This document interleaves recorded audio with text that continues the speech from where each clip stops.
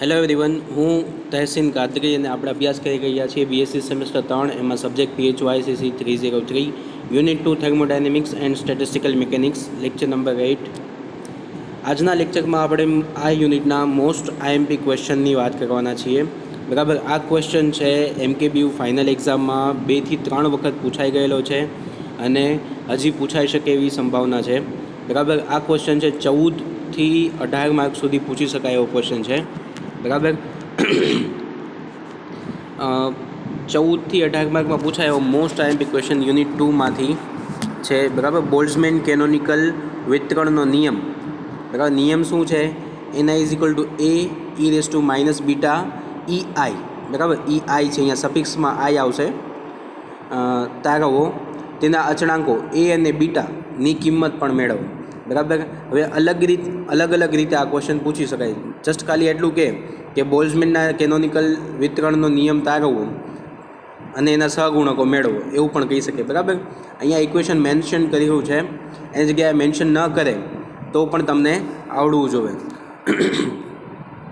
તો બોલ્ટ્ઝમેનના કેનોનિકલ વિતરણનો નિયમ Ni = a e⁻ beta ei તારવો અને તેના અચળાંકો a અને બીટાની કિંમત પણ મેળવો. બરાબર, આ ક્વેશ્ચન 14 માર્કમાં 14 થી લઈને 18 માર્ક સુધી પૂછી શકાય.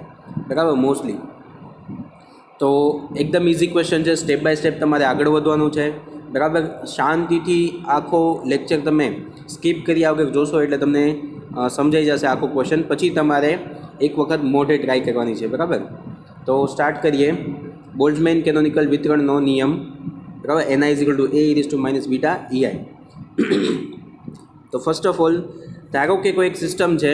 બરાબર, એક તંત્ર છે કે જેની અંદર અણુઓ રહેલા છે. બરાબર, કેપિટલ N જેટલા અણુઓ રહેલા છે અને વાયુના અણુઓ છે. બરાબર, ગેસ મોલેક્યુલ છે, વાયુના અણુઓ છે, થર્મોડાયનેમિક્સ છે.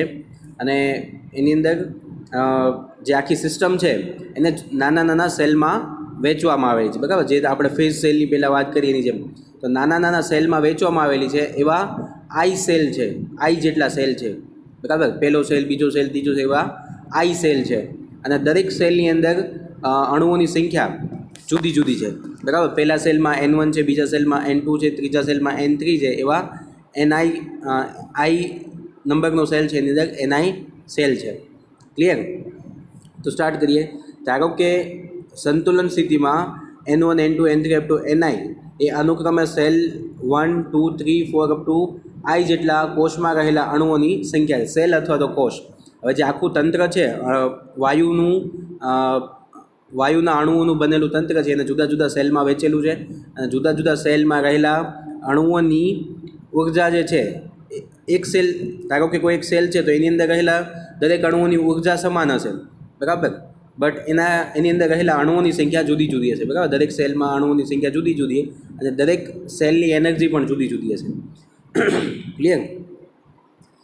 વાયુના અણુઓ એ સતત ગતિ કરતા હોય છે, જેથી Niની સંખ્યા બદલાયા કરે છે. બરાબર, હવે વાયુના અણુઓ છે તો એ સતત ગતિ કરતા હોય છે. બરાબર, એના હિસાબે દરેક સેલની અંદર અણુઓની સંખ્યા બદલાતી રહેતી હોય છે.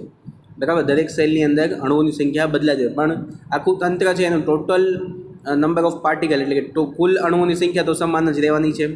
બરાબર, એટલે દરેક તંત્ર છે, દરેક સેલ છે એની અંદર અણુઓની સંખ્યા બદલાતી રહે છે. પરંતુ મહત્તમ સંભાવના અનુસાર એ સંતુલન સ્થિતિમાં અણુઓની સંખ્યા Niની નજીક જ રહે છે. બરાબર, એનો મતલબ એવું કહેવા માંગે છે કે અણુઓની સંખ્યા સેલમાં બદલાતી રહે છે, બટ મહત્તમ સંભાવના હોય ત્યારે અણુઓની સંખ્યા કેટલી? તો ભાઈ I સેલ છે એની અંદર Ni જેટલા અણુઓ રહેલા છે. બરાબર, તો હવે જે અણુઓમાં જે ફેરફાર થાય છે, ચેન્જીસ આવે છે અણુઓની સંખ્યામાં, એ બહુ ડ્રાસ્ટિક ચેન્જ ન હોય. બરાબર, જે મહત્તમ સંભાવના વખતે જે તમને અણુઓની સંખ્યા મળી હોય એની આજુબાજુ જ હોય. ફોર એક્ઝામ્પલ, સપોઝ કે એક સેલમાં છે એ 50 અણુઓ છે. બરાબર, તો 50ના 45 55 એની આજુબાજુ રહે. 50ના સીધા 0 થઈ જાય કે 50ના સીધા 100 150 થઈ જાય એવું નથી. બરાબર, એટલે સંતુલન સ્થિતિમાં જે અણુઓની સંખ્યા હોય એની નજીક રહે છે અને અણુઓની સંખ્યા બદલાતી રહે છે, કારણ કે વાયુના અણુઓ છે એ સતત ગતિ કરતા હોય છે. કોઈ તાત્કાલિક સમયે વાયુના અણુઓ એ નીચે મુજબના સ્ટેટિસ્ટિકલ મિકેનિક્સના 3 મૂળભૂત નિયમોનું પાલન કરે છે, બરાબર. હવે સ્ટેટિસ્ટિકલ મિકેનિક્સ અનુસાર 3 મૂળભૂત નિયમ છે એનું પાલન કરતા હોય છે, બરાબર. દરેક વાયુની અંદર જો અણુ અને મોલિક્યુલ્સ અમે કોઈ એક તંત્રમાં લીધેલા હોય તો એ 3 સ્ટેટિસ્ટિકલ જે સિદ્ધાંત છે અથવા તો નિયમ તમે કહી શકો, બરાબર. 3 મૂળભૂત સિદ્ધાંત છે એનું પાલન કરતા હોય છે, બરાબર. એ 3 સિદ્ધાંત આપણે જોઈએ. પહેલું, વાયુના અણુઓની કુલ સંખ્યા અચળ રહે છે, બરાબર. એ સ્વાભાવિક છે કે કોઈ એક તંત્ર છે, પેક છે, એની અંદર અણુઓની સંખ્યા તો કોન્સ્ટન્ટ જ રહેવાની છે. તો કુલ અણુઓની સંખ્યા કેપિટલ એન હોય તો દરેક સેલમાં રહેલા અણુઓની સંખ્યાનો સરવાળો કરો તો મને કુલ અણુ મળી જાય. એટલે કે capital N is equal to N1 plus N2 plus N3 up to plus Ni is equal to constant, એટલે કે અચળ છે. એટલે પહેલો સિદ્ધાંત એવું કહે છે કે કુલ વાયુના અણુઓની સંખ્યા અચળ હોય છે. એનો મતલબ એમ કે જો આનો તમે કુલ અણુઓનો તફાવત લ્યો, બરાબર, ડેલ્ટા એન લ્યો તો શું મળે તમને? આ ઇક્વેશન સ્વરૂપે લખ્યું છે, બરાબર. તો delta N is equal to delta N1 plus delta N2 plus delta N3 up to plus delta Ni is equal to 0, કેમ કે અચળનો તફાવત તમે લ્યો તો એ 0 થાય, એનું વિકલન 0 થાય. એને સમીકરણ નંબર 1 નામ આપ્યું, બરાબર. હવે બીજો સિદ્ધાંત શું છે તો કે તંત્રની કુલ ઉર્જા અચળ રહે છે, બરાબર. જે તંત્ર છે એની કુલ ઉર્જા અચળ રહે છે. અલગ અલગ સેલની એનર્જી અલગ અલગ હોય છે, બટ એની જે કુલ ઉર્જા છે આખા તંત્રની એ અચળ રહે છે. તો કુલ ઉર્જાનું સૂત્ર E is equal to E1 N1 plus E2 N2 plus E3 N3. હવે E1 કોઈક ધારો કે પહેલો સેલ છે એમાં રહેલા અણુઓની એનર્જી E1 જેટલી છે, તો જેટલા અણુ એની અંદર હશે ને બધાની એનર્જી E1 જેટલી જ હશે. બટ એની અંદર અણુઓની સંખ્યા કેટલી? તો કે N1 જેટલી. તો એનો ગુણાકાર કરો તો જ તમને એક સેલની કુલ ઉર્જા મળી જાય, બરાબર. એવી રીતે દરેક સેલ માટે એનર્જી ગણેલી છે અને પછી બધાનો સરવાળો કર્યો એટલે આખા તંત્રની કુલ ઉર્જા તમને મળી જાય, બરાબર. એટલે એક પહેલા સેલમાં રહેલો એક અણુ હશે એની ઉર્જા E1 હશે અને એની અંદર રહેલા અણુઓની સંખ્યા કેટલી હશે? તો કે N1. બેનો ગુણાકાર કરો તો એક સેલમાં રહેલા અણુઓની કુલ ઉર્જા મળે. પછી તો કે બીજા સેલમાં રહેલા અણુઓની કુલ ઉર્જા, ત્રીજા સેલમાં રહેલા, એ રીતના બધાનો સરવાળો કરો એટલે તમને આખા તંત્રની કુલ ઉર્જા મળી જાય. એટલે કે તંત્રની કુલ ઉર્જા અચળ રહે છે. એટલે કે E is equal to E1 N1 plus E2 N2 plus E3 N3 plus up to plus EI Ni is equal two અચળ. ફરી તમે તફાવત લ્યો તો delta E is equal to E1 delta N1 plus E2 delta L2, કેમ કે cell 1 છે એની અંદર રહેલા અણુઓની જે ઉર્જા છે એ તો અચળ રહેવાની છે, બરાબર. કે સેલ 1 હશે તો જેની ઉર્જા E1 હશે એ જ કણો છે એ બધા સેલ 1માં આવશે, બરાબર. એવું છે કે જેની ઉર્જા E2 હશે એ બધા સેલ 2માં જશે, જેની ઉર્જા E3 છે એ બધા સેલ 3માં જશે. એવી રીતે આખું ડિસ્ટ્રીબ્યુશન છે, બરાબર. વિતરણ એવી રીતે છે. So delta E is equal to E1 delta N1 plus E2 delta N2 plus E3 delta N3 plus up to plus EI Ni is equal to અચળનું વિકલન એટલે કે 0, બરાબર. સમીકરણ નંબર 2. ત્રીજો સિદ્ધાંત જોઈએ. સંતુલન સ્થિતિમાં થર્મોડાયનેમિક સંભાવના ઓહમ મહત્તમ હોય છે, બરાબર. થર્મોડાયનેમિક પ્રોબેબિલિટી ઓહમ છે એ મહત્તમ હોય છે. હવે એની વેલ્યુ છે એ મેક્સિમમ છે, તો એનું વિકલન તમે લ્યો તો એ શું થશે? સંભાવના છે એટલે કોઈ પર્ટિક્યુલર આંકડો છે એટલે સ્વાભાવિક છે એનું વિકલન તમે કરો તો 0 જ આવવાનું. Delta ohm is equal to 0. અહીં થર્મોડાયનેમિક સંભાવના માટે ઓહમ કરતાં લોગ ઓહમ લઈએ તો ગાણિતિક પદોમાં સાદુરૂપમાં સરળતા રહેશે, બરાબર. તો આપણે ઓહમની જગ્યાએ લોગ ઓહમ લઈએ તો હવે જો આ આપણે મેથેમેટિકલી ડાયરેક્ટ લખી શકીએ, બરાબર. સમજાવું તમને કઈ રીતે. ડેલ્ટા લોગ ઓહમ બરાબર 0 શું કામ લખ્યું એ તમને કહી દઉં. ઓહમ છે એ અચળ છે, બરાબર. ઓહમ છે એ અચળ છે, મહત્તમ વેલ્યુ છે, બરાબર. તો એનું લોગ લઉં તો એ પણ અચળ જ હોવાનું. પછી એનું વિકલન કરું તો ડેલ્ટા લોગ ઓહમ થાય, તો એ અચળનું વિકલન તો 0 થવાનું. એટલે ડેલ્ટા ઓહમ બરાબર 0 હોય તો ડેલ્ટા લોગ ઓહમ લઉં તો પણ 0 થવાનું છે. એટલે આપણે અહીંયા સરળતા માટે delta log ohm is equal to 0 એવું લઈએ છીએ, બરાબર. આ ઓહમ શું છે? થર્મોડાયનેમિકલ પ્રોબેબિલિટીની મેક્સિમમ વેલ્યુ ઇક્વિલિબ્રિયમમાં, બરાબર. થર્મોડાયનેમિક સ્થિતિ જે સંતુલન સ્થિતિ સ્થપાય ત્યારની વાત છે, બરાબર. સંતુલન સ્થિતિમાં એને સમીકરણ નંબર 2A આપ્યું, બરાબર. સમીકરણ નંબર 2A. હવે થર્મોડાયનેમિક્સ પ્રોબેબિલિટી એ નીચે મુજબના સૂત્ર મુજબ આપી શકાય છે, નીચે મુજબ આપી શકાય છે. बराबर। तो थर्मोडायनेमिक प्रोबेबिलिटी सूत्र शू ohm is equal to capital N factorial upon N1 factorial into N2 factorial plus into N3 factorial up to NI factorial. बराबर। तो हवे आ थी गयुं ओहमनुं सूत्र। आपणे जोयुं छे लॉग ओहम। तो उपरना समीकरणमां बंने बाजू लॉग लेता log ohm is equal to log capital N factorial. हवे अहींया आनुं लॉग लेशुं आपणे। आ बधा छेदमां छे तो बधाय लॉग ल्यो तो ए लॉग ए अपॉन बी होय तो एनी इज इक्वल टू लखाय log A minus log B. बराबर। तो आ बधायना छेदमां छे एटले बधाय माइनस थशे एटले log N factorial minus log N1 factorial minus log N2 factorial minus log N3 factorial minus up to minus log NI factorial. Clear? Okay. हवे वायुमाणुनी संख्या खूब मोटी होय छे। बराबर। NI थी खूब मोटी होय छे एटले ज ई खूब मोटी संख्या होय एनुं गणतरी करवा माटे आपणे लॉग लईए तो आपणे इजी पड़े। बराबर। मोटी संख्या तमे लॉग लो तो ये सीधी नाना आंकड़ामां कन्वर्ट थई जाय। बराबर। बीजू लॉग N फैक्टोरियल है तो एनी माटे स्ट्रगलिंगे एक कयो प्रमेय आपेलो है। बराबर। आपणे स्ट्रगलिंगना प्रमेयनो उपयोग करीशुं। स्ट्रगलिंग एक गणितशास्त्री हता। एमणे लॉग एक्स फैक्टोरियल होय लॉग एक्स फैक्टोरियल होय तो एने x log x minus x लखाय। बराबर।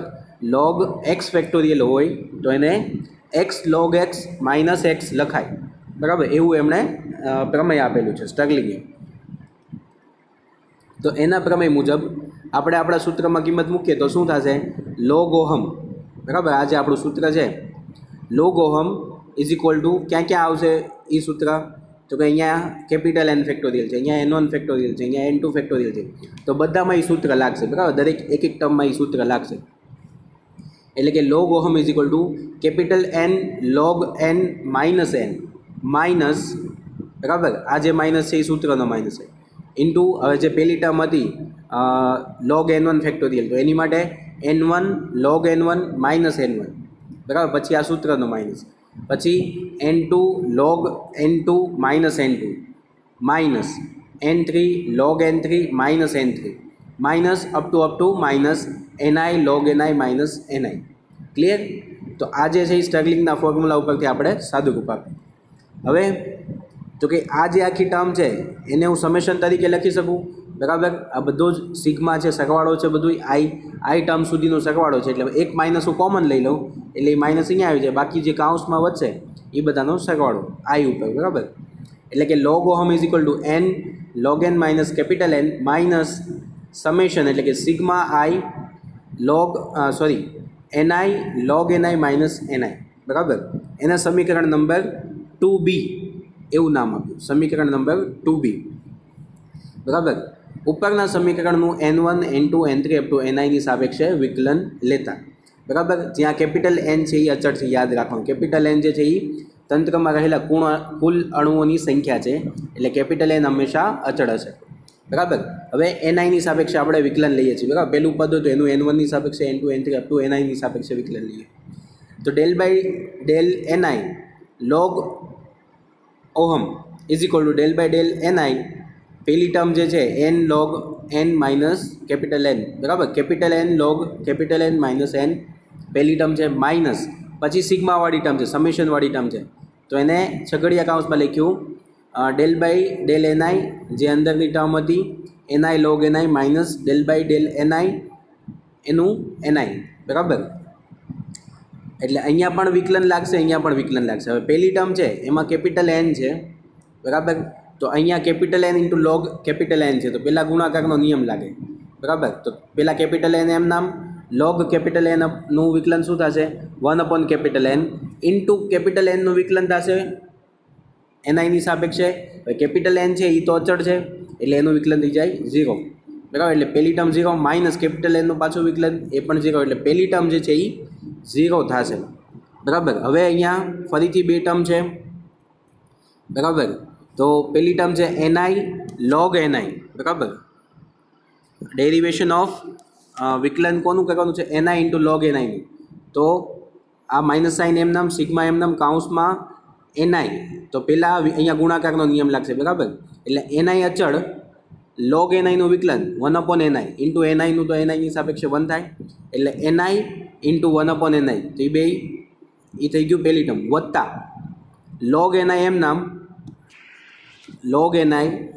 નામ ni નું વિકલન 1 થશે બરાબર માઇનસ ni નું વિકલન ni ની સાપેક્ષે તો એ તો 1 જ થવાનું છે બરાબર છેલ્લી ટર્મ માઇનસ બરાબર તો અહીંયા પહેલી ટર્મ છે એમાં કે ni કેન્સલ થશે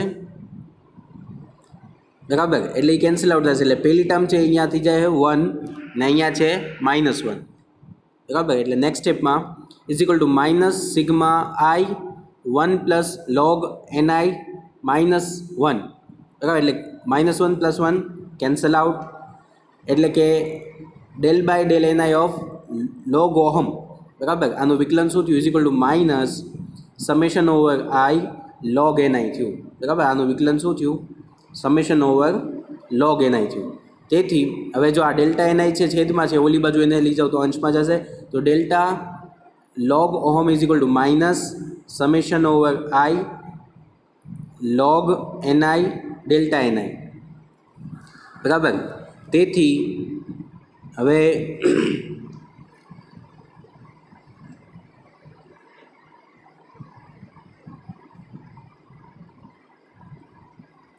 log ni delta ni is equal to 0 બરાબર શું કામ કેમ કે ડેલ્ટા ઓહમ બરાબર 0 છે તેથી ડેલ્ટા log ઓહમ બરાબર પણ 0 થશે એટલે આની બરાબર તમે 0 સાબિત કરી દીધું બરાબર 0 તમને મળી ગયું એટલે કે આ જે ટર્મ છે ઇઝ ઇક્વલ ટુ 0 આવશે બરાબર એ સમીકરણ 2a આપણે જે લખ્યું છે એની ઉપરથી કીધું છે બરાબર કે જો ડેલ્ટા ઓહમ છે એ 0 થાય તો ડેલ્ટા ઓફ log ઓહમ પણ 0 થાય બરાબર અથવા તો હવે જો આ સમેશન સ્વરૂપ છે તો એની સિરીઝ સ્વરૂપે પણ તમે લખી શકો બરાબર એક છૂટા પડો છૂટા પણ પાડી શકો log n1 delta n1 plus log n2 delta n2 plus log n3 delta n3 plus up to plus log ni delta ni plus is equal to 0 બરાબર જો i સુધીના સેલ હોય તો i સુધી પૂરું થઈ જાય જો હજી એની કરતાં વધારે સેલ હોય તો તમે આગળ જઈ શકો છો આને સમીકરણ નંબર 3 નામ આપ્યું બરાબર ક્લિયર છે હવે સમીકરણ 3 નામ આપી દીધું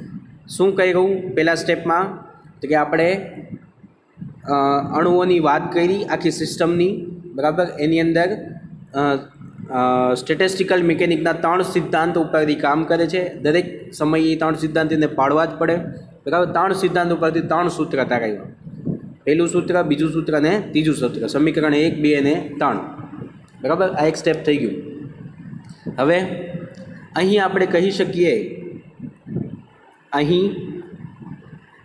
શકીએ કે સમીકરણ 1 2 અને 3 એકબીજાથી સ્વતંત્ર છે બરાબર સમીકરણ 1 2 અને 3 તમે તમારી પાસે લખેલું હોય એમાં જુઓ એકબીજાથી સ્વતંત્ર છે કોઈ એકબીજા ઉપર આધાર રાખતા નથી અને મૂળભૂત નિયમ પરથી કોઈ પણ સમયે સાચા છે બરાબર અને ત્રણેય સમીકરણ મૂળભૂત સિદ્ધાંત ઉપરથી તારવેલા છે એટલે કોઈ પણ સમય માટે એ સાચા છે બરાબર એટલે દરેક સમયે એ સમીકરણનો ઉપયોગ આપણે કરી શકીએ તેથી દરેક સમીકરણને યાદચ્છિક રીતે λ1 λ2 અને λ3 અચળાંકો સાથે ગુણાકાર કરી સરવાળો કરતા બરાબર અહીંયા થોડી લખવામાં મિસ્ટેક છે તમે સરવાળો લખજો બરાબર તો પહેલું સમીકરણ છે સમીકરણ 1 એને λ1 વડે ગુણવાનું છે બીજા સમીકરણને λ2 વડે ત્રીજા સમીકરણને λ3 વડે પછી ત્રણેયનો સરવાળો લઈ જવાનો બરાબર એટલે આવું કંઈક સમીકરણ તમારી સામે આવશે બરાબર આખું સમીકરણ તમારી સામે આવશે ઇઝ ઇક્વલ ટુ તો કંઈ ત્રણેયની ઇઝ ઇક્વલ ટુ તો 0 જ છે એટલે તમે 0 + 0 + 0 કરો તો ઇઝ ઇક્વલ ટુ 0 જ લેવાનું છે એટલે ઇક્વલ ટુની ઓલી બાજુ 0 રહેશે બરાબર હવે શું કરવાનું છે તો કે આ જે સમીકરણ આવ્યું એને λ1 વડે ભાગતા બરાબર λ1 વડે ભાગો તો શું થાય તો મારે અહીંયા નીચે જગ્યા ઓછી છે એની માટે પેલું જે આખું સમીકરણ છે ને એની બરાબર મેં ચોરસ ધાર્યું છે બીજું સમીકરણ જે આખું છે કાઉન્સની અંદરનો ભાગ એની માટે મેં ત્રિકોણ ધાર્યું છે અને ત્રીજું સમીકરણ છે એની માટે મેં સર્કલ વર્તુળ ધાર્યું છે બરાબર તમારે આ ઇક્વેશન આખા લખવાના તમારે મારી જેમ સિમ્બોલ યુઝ કરવાના નથી મારે અહીંયા જગ્યા ઓછી હતી એટલે મેં આવું કરેલું છે સમજાવવા માટે ક્લિયર તો પેલું λ1 વડે તમે ભાંગો તો અહીંયા તો કે આ તો કેન્સલ આઉટ થઈ જશે અહીંયા તો કે λ2 પણ λ1 આવશે બરાબર અને સમીકરણ ત્રીજા પદમાં λ3/λ1 આવશે બરાબર ઇઝ ઇક્વલ ટુ 0 ક્લિયર અહીંયા સરવાળો ત્રિકોણ અને વર્તુળ એ સમજાવવા માટે મેં કરેલું છે જગ્યા ઓછી હતી બરાબર તમારે आखे आखा पद बधाई लखवाना छे। क्लियर? ओके। हवे तो कि λ2/λ1 इज इक्वल टू कोई हवे जो λ2 अचळांक है λ1 अचळांक है तो बबे अचळांक राखवा एनी करता कोई नवो अचळांक धारी लीधो लेमड़ा अने λ3/λ1 इज इक्वल टू कोई नवो अचळांक बीटा धारी लीधुं। कोई नवा अचळांको लईए छीए बराबर ए नवा अचळांको एमां मूकी दईए छीए तो कई पाछुं पहेलुं पद आवशे प्लस λ2/λ1 ની જગ્યાએ લેમડા મૂક્યું। आ बधा समीकरण तमारे याद नहीं राखवाना बराबर।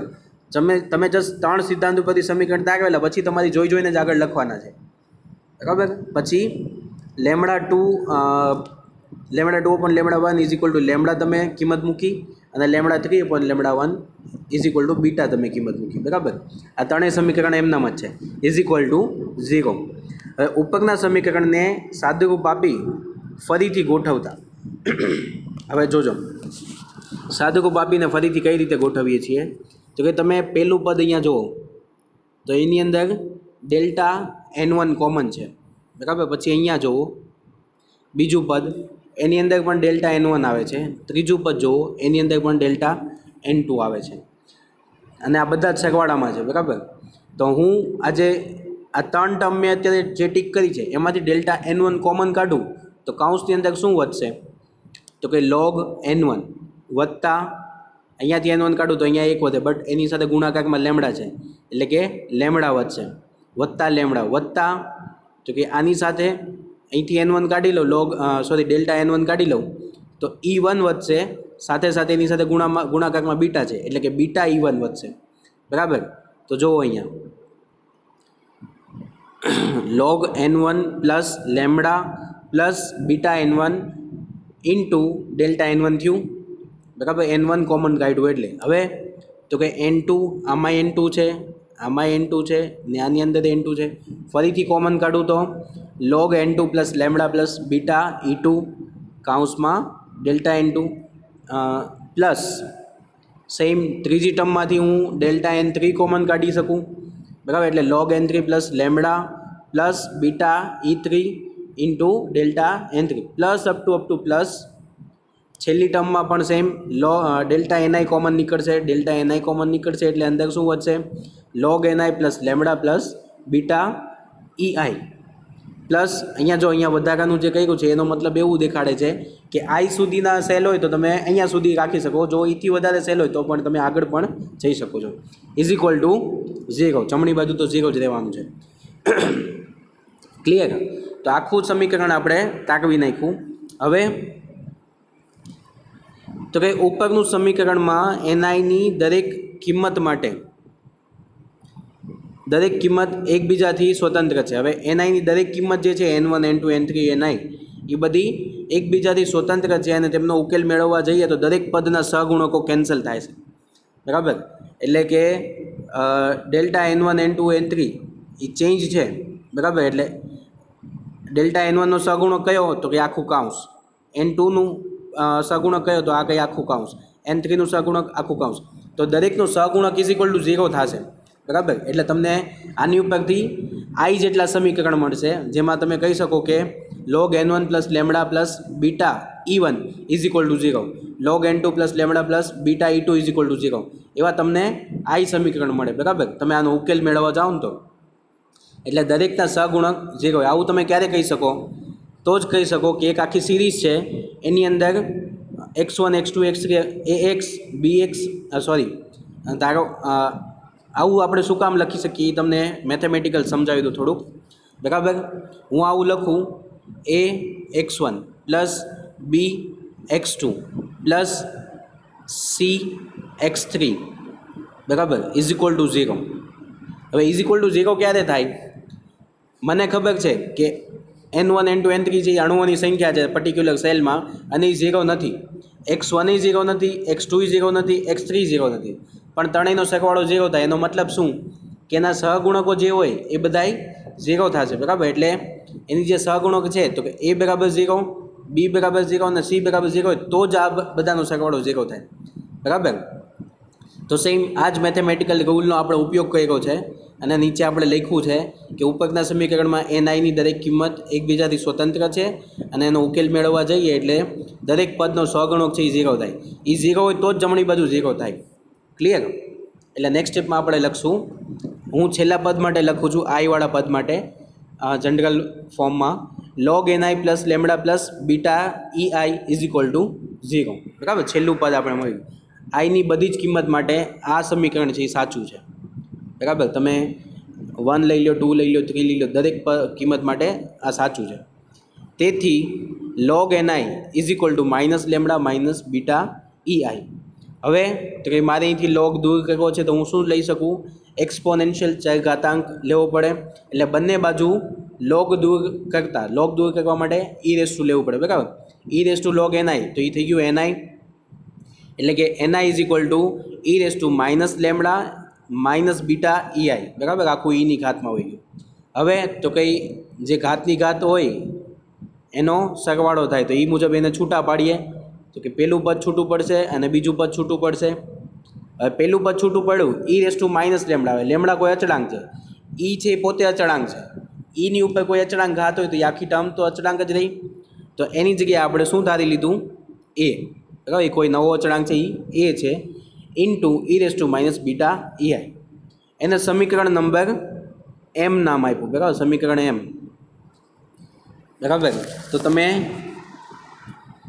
બોલ્ટ્ઝમેનનું કેનોનિકલ વિતરણ માટેનું સમીકરણ તારવી નાખ્યું. બરાબર, EI is equal two a minus beta EI. બરાબર, એકદમ ઇઝી છે, સિમ્પલ છે. સ્ટેપ બાય સ્ટેપ તમે આગળ વધશો એટલે તમને 100% તમે મોઢે લખી શકશો. બરાબર, એકેય સમીકરણ ગોખવાની જરૂર નથી, જસ્ટ ખાલી તમને સ્ટેપ યાદ હોવા જોઈએ. બરાબર, તો આપણે અડધું કામ કરી નાખ્યું. બરાબર, જ્યાં a is equal two e minus lambda અચળાંક છે. ઉપરનું સમીકરણ કોઈ પણ સેલમાં રહેલા અણુઓની સંખ્યા એ તે સેલમાંથી સંકળાયેલી ઉર્જાના સ્વરૂપમાં આપે છે. બરાબર, એના શું છે તો કે અણુઓની સંખ્યા, કોઈ પણ પર્ટિક્યુલર સેલમાં રહેલા અણુઓની સંખ્યાનું સૂત્ર આપ્યું છું બોલ્ટ્ઝમેને. બરાબર, તો એનઆઈ છે એ અણુઓની સંખ્યા છે, કોઈ પર્ટિક્યુલર સેલમાં રહેલા અણુઓની સંખ્યા એ તમને ઉર્જાના સ્વરૂપમાં આપે છે. બરાબર, અણુઓની સંખ્યા, જેને બોલ્ટ્ઝમાનનો કેનોનિકલ વિતરણનો નિયમ કહે છે. તો આ તમે તારવી નાખ્યું બોલ્ટ્ઝમેનનો કેનોનિકલ વિતરણનો નિયમ. હવે તમારે શું કરવાનું છે તો કે એનો સહગુણક એ અને બીટા આ બેની કિંમત ગોતવાની છે.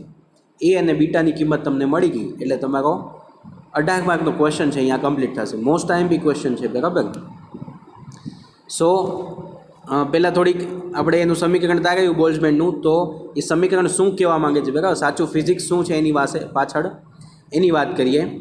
તો બોલ્ટ્ઝમેને ઉપરના સમીકરણનો ઉપયોગ કરી સેલ દીઠ અણુઓની સંખ્યા, બરાબર, ni અને તેની સાથે સંકળાયેલ ઉર્જા EI વચ્ચેનો આલેખ દોર્યો, જેના પરથી આલેખનું એક્સપોનેન્શિયલ ઘટતો સ્વભાવ જોઈ શકાય છે. બરાબર, એનું સૂત્ર જે શું આપ્યું એણે, ni is equal two a minus beta EI. તો આની ઉપરથી ખબર પડી જાય કે તમે ni અને ઈનો આલેખ દોરો તો એ એક્સપોનેન્શિયલ જ હોય, કેમ કે સૂત્રમાં એક્સપોનેન્શિયલ છે.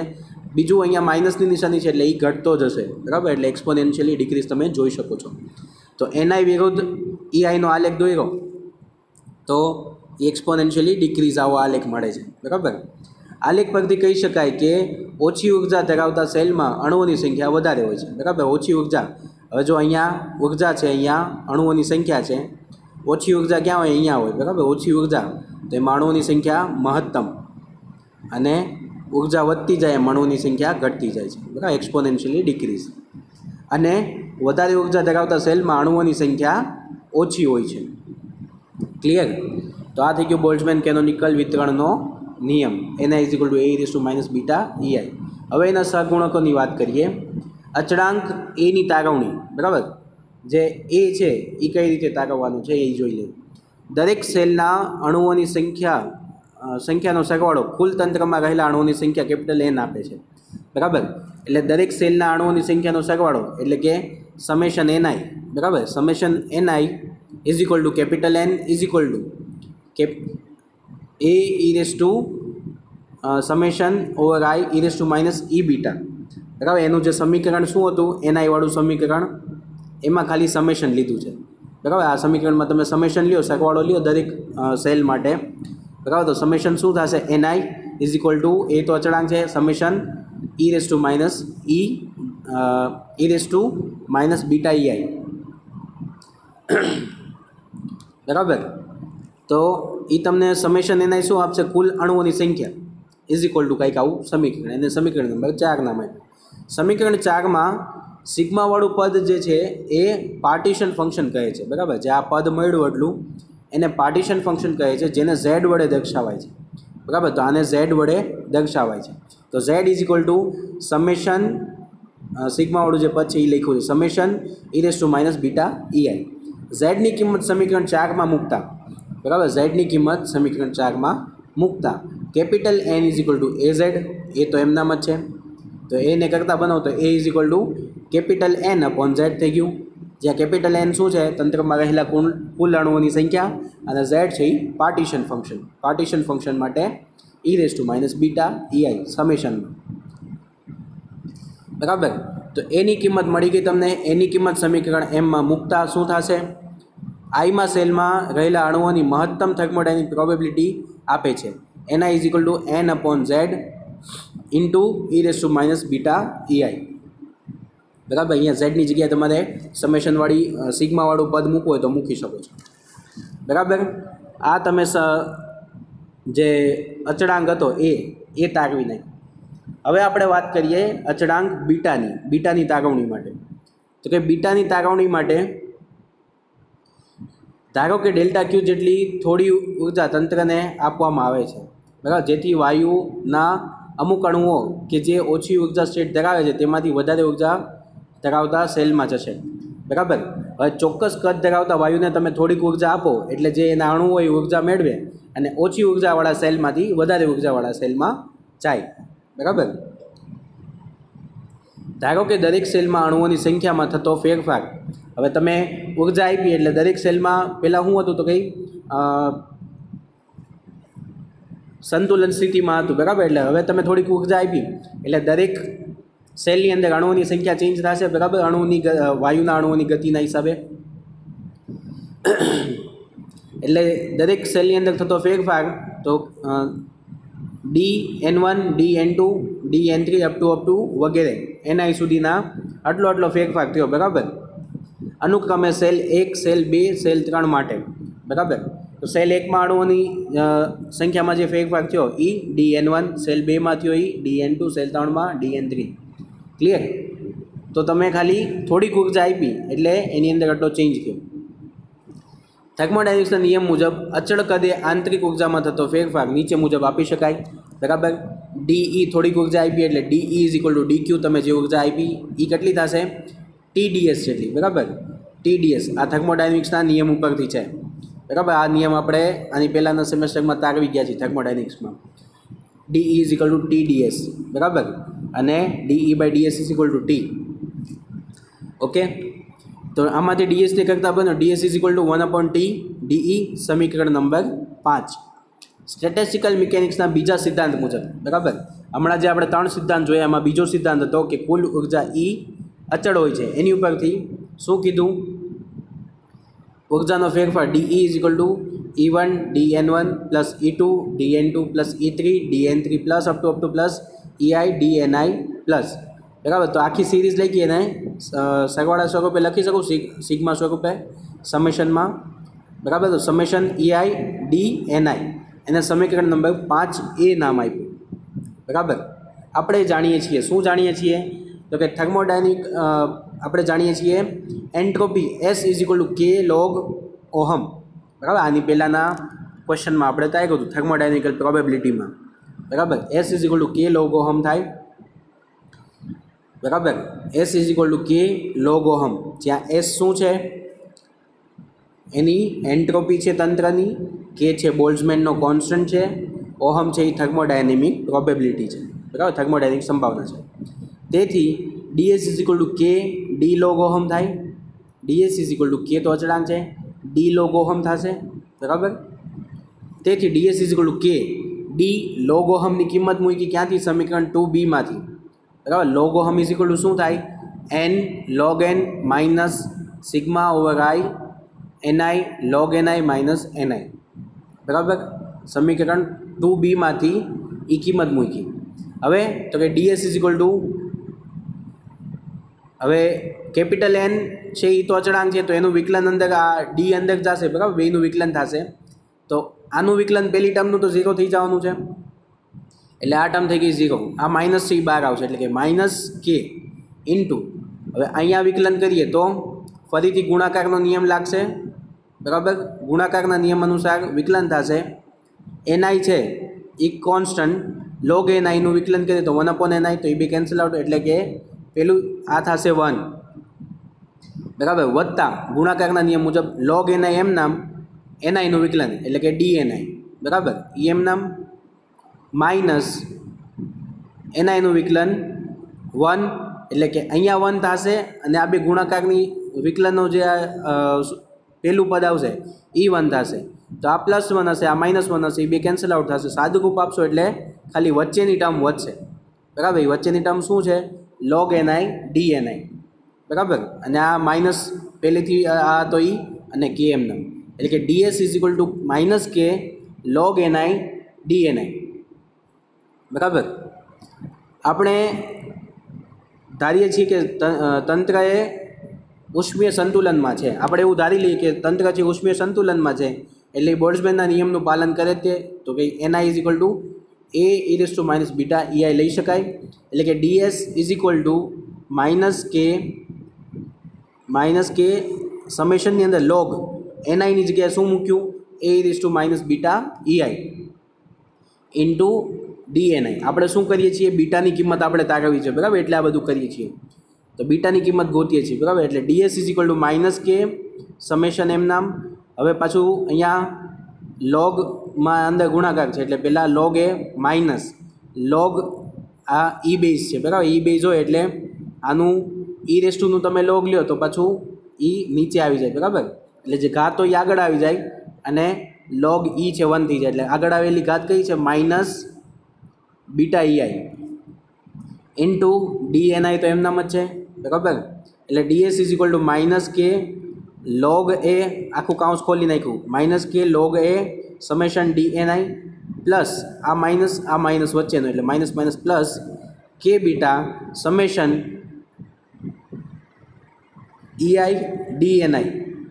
એને સમીકરણ નંબર 6 નામ આપ્યું, બરાબર. હવે સમીકરણ 6માં સમેશન ડીએનઆઈ એ તો 0 થવાનું, કેમ કે સમેશન એનઆઈ છે એટલે શું? કેપિટલ એન થાય. કેપિટલ એનનું તમે વિકલન કરો એટલે ઈ કેપિટલ એન છે અચળ છે એટલે એ 0 થશે, બરાબર. એટલે સમેશન ડીએનઆઈ અચળ થશે, કારણ કે સમેશન એનઆઈ બરાબર કેપિટલ એન એ અચળ છે, એટલે એનું વિકલન 0 થશે.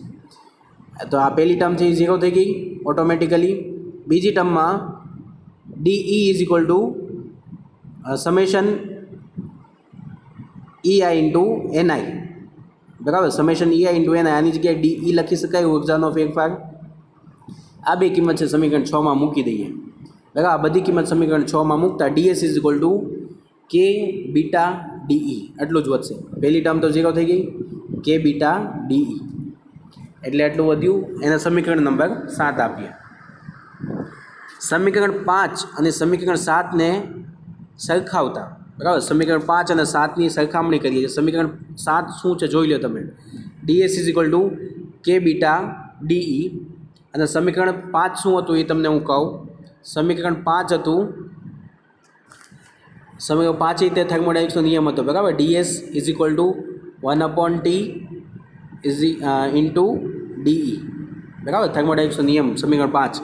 તો અહીંયા પણ ડીએસ છે પહેલી ટર્મમાં, અહીંયા પણ ડીએસ છે, અહીંયા પણ ડીઈ છે, અહીંયા પણ ડીઈ છે.